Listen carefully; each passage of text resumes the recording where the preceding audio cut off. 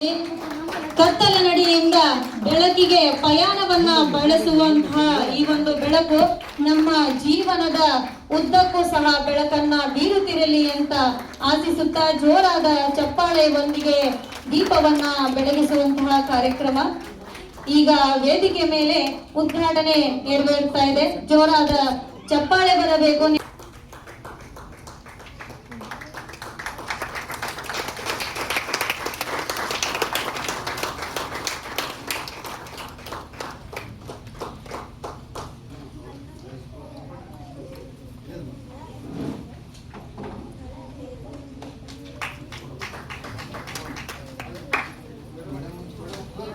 ಈಗ ವೇದಿಕೆ ಮೇಲೆ ಎಲ್ಲ ಗಣ್ಯಮಾನ್ಯರಿಂದ ಉದ್ಘಾಟಕರಾಗಿ ಆಗಮಿಸಿದಂತ ಇವು ಸಿಂಸಂಗಿ ವೈದ್ಯರಿಂದ ಹಾಗೂ ಎಲ್ಲ ಗಣ್ಯಮಾನ್ಯರಿಂದ ದೀಪ ಬೆಳಗಿಸುವ ಮುಖಾಂತರ ಈ ಒಂದು ಕಾರ್ಯಕ್ರಮ ಜರುಗ್ತಾ ಇದೆ.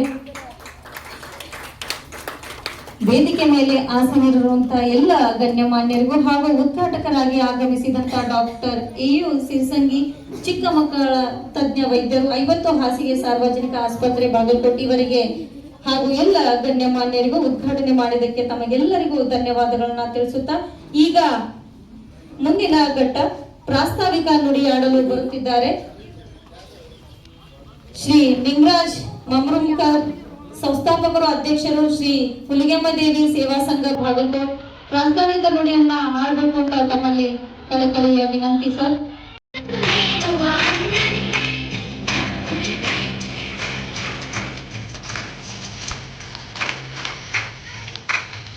ತಮ್ಮ ಸೇವೆಯಲ್ಲಿ ದೇಶ ಸೇವೆ, ನಾಡ ಸೇವೆ, ಭಾಷಾ ಸೇವೆ, ರಕ್ತದಾನದ ಸೇವೆಯನ್ನ ಮಾಡುತ್ತಾ ಇನ್ನೂ ಹಲವಾರು ಸೇವೆಗಳನ್ನ ಮಾಡುತ್ತಾ ಈ ಒಂದು ಘಟ್ಟದವರೆಗೆ ತಲುಪಿರುವಂತ ಇವತ್ತು ಸಾಧಕರಿಗೆ ನಮ್ಮ ಶ್ರೀ ಹುಲಿಗೆಮ್ಮ ದೇವಿ ಸೇವಾ ಸಂಘ ಬಾಗಲಕೋಟೆ 4ನೆಯ ವರ್ಷದ ವಾರ್ಷಿಕೋತ್ಸವದ ಸಂಭ್ರಮದಲ್ಲಿ ಸಾಧಕರ ಸನ್ಮಾನ ಜರುಗ್ತಾ ಇದೆ. ಜೋರಾದ ಚಪ್ಪಾಳೆ, ನಿಮ್ಮ ಚಪ್ಪಾಳೆ ನಮ್ಮ ಸಾಧಕರಿಗೆ ಮುಂದಿನ ಪಯಣ.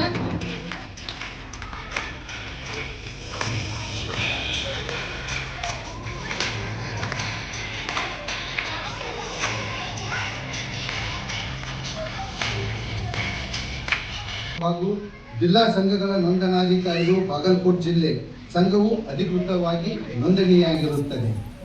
ಸಂಘದ ಆಡಳಿತ ಮಂಡಳಿಯಲ್ಲಿ ಒಟ್ಟು 7 ಕಾರ್ಯಕಾರಿಣಿ ಮಂಡಳಿಯನ್ನು ಆಯ್ಕೆ ಮಾಡಲಾಗಿದೆ.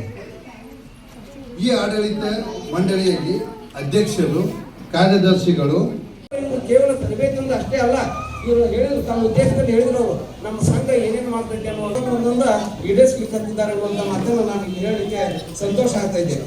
ನೋಡ್ರಿ, ಅವರು ಒಂದು ಕಲಾವಿಗೆಯಲ್ಲಿ ಹುಟ್ಟಿದ್ರು ಕೂಡ ಅವ್ರ ಜನ್ಮಭೂಮಿ ಕಲಾವಿಗೆ ಆದರೂ ಕೂಡ ಅವ್ರು ಇಲ್ಲಿ ಬೆಳಲಿ ಅನ್ನುವಂಥದ್ದು. ಯಾಕಂದ್ರೆ ಹಳ್ಳಿ ಒಳಗೆ ಖುಷಿಯಾಗೋದು ಹೆಣ್ಣೆ ಆಗ್ತೀವಿ, ಈ ನಗರದಲ್ಲಿ ಆಗಿ ಆ ರೀತಿಯಾಗಿ ಇವರ ವಿವಿಧ ನೋಡಿ ಇವರು ಕೆಲಸ ಸಾಕಷ್ಟು ಮಾಡ್ಯಾರ. ಅವರು ಇನ್ನೂ ಬಹಳಷ್ಟು ಹೇಳಿಲ್ಲ ಅವರು ಏನು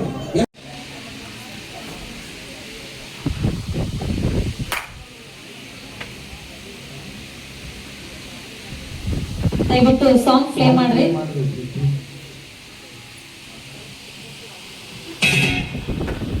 ಅಲ್ಲಿ ಜೋರಾದ